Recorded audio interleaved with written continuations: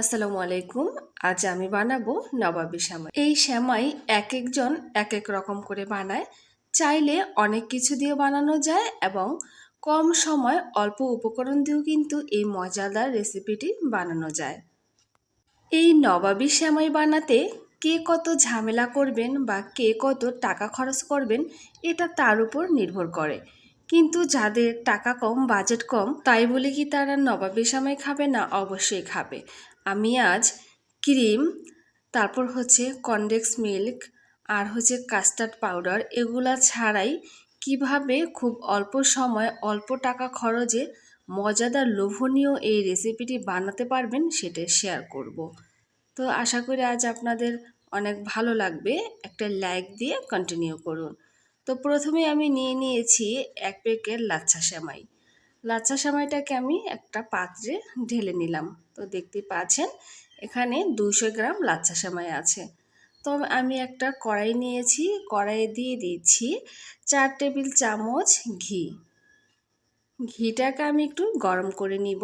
এরপরে দিয়ে দিব হচ্ছে ২ টুকরা দারচিনি, ৩টা এলাচ আর কয়েকটা কিশমিশ। এখন দিয়ে দিব বাদাম। আমি ৩ ধরনের বাদাম ব্যবহার করেছি, আপনারা চাইলে যে কোনো এক ধরনের ব্যবহার করতে পারেন। তো আমার বাচ্চারা যেহেতু বাদাম খেতে ভীষণ ভালোবাসে তাই আমি আস্ত আস্ত রেখেছি। আপনারা চাইলে কিন্তু কুচি করেও দিতে পারেন, এটা আপনাদের উপর নির্ভর করে।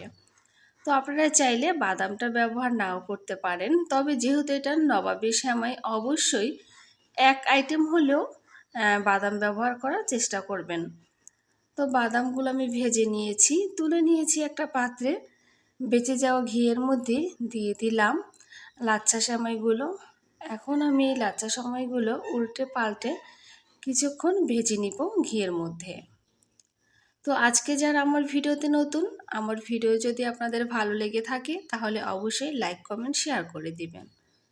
তো সেমাইটা ভাজা হয়ে গিয়েছে, এখন আমি দিয়ে দিচ্ছি চিনি ২০০ গ্রাম। সেমাইয়ের জন্য কিন্তু ২০০ গ্রাম চিনি ব্যবহার করতে হবে, এতে কিন্তু পারফেক্ট মিষ্টি হবে। আর যারা কম বেশি খান তারা বাড়িয়ে কমিয়ে দিতে পারেন। দিয়ে দিলাম কিছুটা নারিকেল। এখন আমি নেড়ে চেড়ে আবারও খুব ভালোভাবে ভেজে নিব। তো অবশ্যই চুলার হাইট কমিয়ে কিন্তু ভেজে নিতে হবে, পুড়ে গেলে কিন্তু খেতে ভালো লাগবে না।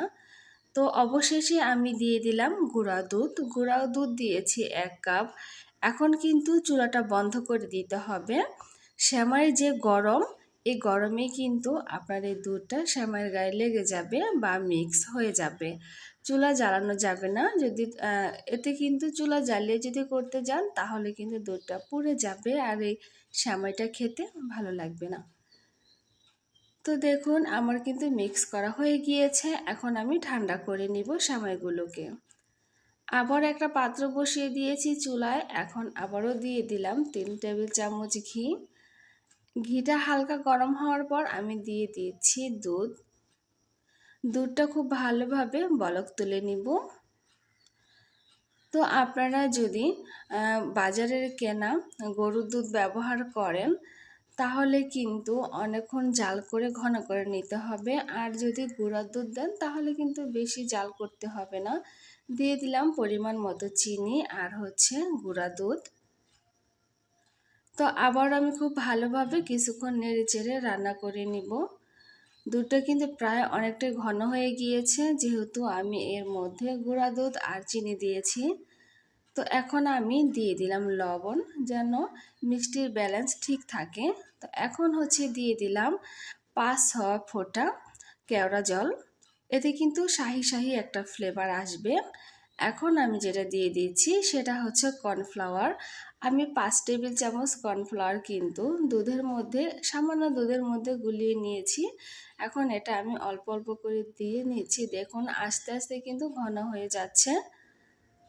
তো আজ আমি কিন্তু কোনো ক্রিম, কাস্টার্ড পাউডার বা কনডেন্স মিল্ক আমি ব্যবহার করিনি। কনডেন্স মিল্ক যাদের আছে তারা ব্যবহার করতে পারেন চিনির পরিবর্তে। তো আমার ক্রিমটা হয়ে গিয়েছে, এখন আমি একটা পাত্রে কিন্তু সেমাইটা সুন্দরভাবে আগে একটা লেয়ার করব, তবে লেয়ারটা বেশি মোটা করা যাবে না। আজ কিন্তু আমি খুব অল্প উপকরণেই এই নবাবী শ্যামাই রেসিপিটা আপনাদের সাথে শেয়ার করলাম। বিশ্বাস করুন খেতে কিন্তু ভীষণ মজা হয়েছে। আমি কিন্তু ক্রিম ব্যবহার করিনি, কাস্টার্ড পাউডার ব্যবহার করিনি, শুধু কর্নফ্লাওয়ার দিয়ে কিন্তু বানিয়ে নিলাম। এখন সেই বানিয়ে রাখা ক্রিমটা কিন্তু আমি শ্যামাইয়ের উপর ঢেলে দিচ্ছি। এটা কিন্তু যখন আমরা নর্মাল ফ্রিজে রাখবো তখন কিন্তু জমে যাবে ক্রিমটা। তো এর উপরে আমি আবারও একটা শ্যামাইয়ের লেয়ার করে দিচ্ছি। এরপরে হচ্ছে আমি বাদামগুলো সুন্দর করে এর উপরে সাজিয়ে দিব। আর বাকিগুলো আমি কিন্তু নর্মাল ফ্রিজে কিছুদিনের জন্য রেখে দিব। প্রায় ১ সপ্তাহের মতো রাখতে পারবেন। আপনারা কিন্তু পরেও আবার এভাবে দুধের একটা ক্রিম করে নবাবী শ্যামাইটা ঝটপট রেডি করে নিতে পারেন। তো এই দেখুন হয়ে গিয়েছে। ফাইনালি আমি ফ্রিজে রেখে তারপর নিয়ে আসছি, একদম কিন্তু সেট হয়ে গিয়েছে। তো দেখতেই পাচ্ছেন কতটা সুন্দর হয়েছে। তো আমি আবারও বলছি, আমি বাদামটা কিন্তু আস্তে আস্তে রেখেছি, আপনারা চাইলে কুচি করে দিতে পারেন, এটা আপনাদের রুচির ওপর।